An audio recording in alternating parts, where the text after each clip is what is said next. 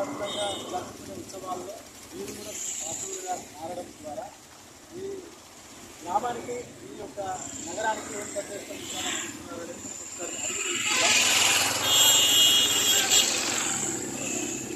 మన ఇప్పుడు ఉత్సవాల్లో భాగంగా మీరు ఏం చేద్దామనుకుంటున్నారు, మళ్ళీ ప్రజలకు ఇచ్చే సంతోషం ఎలాంటి?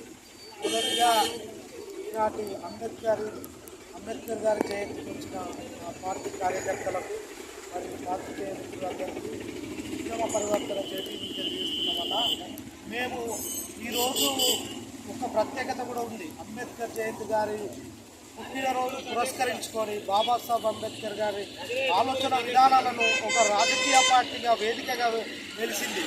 అదే బహుజన్ సమాజ్ పార్టీ. ఈ బహుజన్ సమాజ్ పార్టీ బడుగు బలహీన వర్గాలు ఆశాజ్యోతిగా నిలిచిన కాంచీరామ్ గారు 1984 ఏప్రిల్ 14న ఈ పార్టీని వ్యవస్థాపించడం జరిగిందన్న. ఈ పార్టీ యొక్క గొప్పతనం, ఈ పార్టీ యొక్క ముఖ్య ఉద్దేశం ఏంటంటే ఎక్కడైతే మన ప్రజలు పీడింపబడతారో, ఎక్కడైతే మన ప్రజలు అణగారిన ప్రజలకు ఎక్కడైతే అన్యాయం జరుగుతుందో వారి గొంతుగా, వారి మాటగా, వారి కోసం, ప్రజల కోసం పనిచేసే వ్యక్తి కాంచీరామ్ గారు అని. కాంచీరామ్ గారు అదేవిధంగా తన గురువుగా అంబేద్కర్ గారిని నిర్ణయించుకొని ఈ పార్టీని పెట్టిన మా యొక్క ముఖ్య కార్యాచరణ ఏంటంటే మాదొకటి, ప్రజలకు ఎప్పుడు ఎక్కడ ఎటువంటి సమస్య ఉన్నా కూడా మేము ఉంటాం, ప్రజల కోసం మేము పనిచేస్తాం. మా పార్టీలో ఇంకా అనేకమైన ఇప్పుడు ఎస్సీ, ఎస్టీ, బీసీ మత మైనారిటీలకు ఎక్కడ ఎటువంటి అన్యాయం జరిగినా ఈరోజు ఆదిలాబాద్లో ఒక మైనర్పై జరిగిన రేపుకు నిరసనగా రాష్ట్ర అధ్యక్షుడు, రాష్ట్ర యూనిట్ మొత్తం అక్కడ ఉన్న దగ్గర ఉన్న జిల్లా నాయకులు అందరూ అక్కడ పెద్ద ఎత్తున రాస్తారోకో అక్కడ చేస్తున్నారన్న. మా పార్టీ యొక్క కార్యాచరణ ఇదన్నా.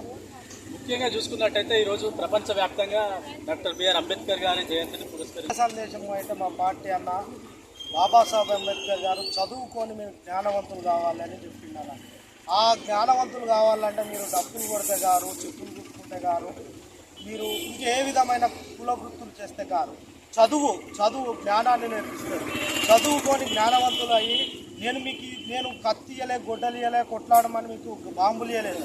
మీకు ఓటు హక్కు, నా జీవితాన్ని సర్వస్వం ధారపోసి మీకు ఓటు హక్కు ఇచ్చిన ఆ ఓటు హక్కును మీరు అమ్ముకొని బిచ్చగాళ్ళు అవుతారా, లేకపోతే దాన్ని వినియోగించుకొని రాజులు అవుతారో అని ఏ విధంగా చెప్పిందో మేము మా పార్టీ యొక్క సిద్ధాంతంతోనే మేము పోతాం.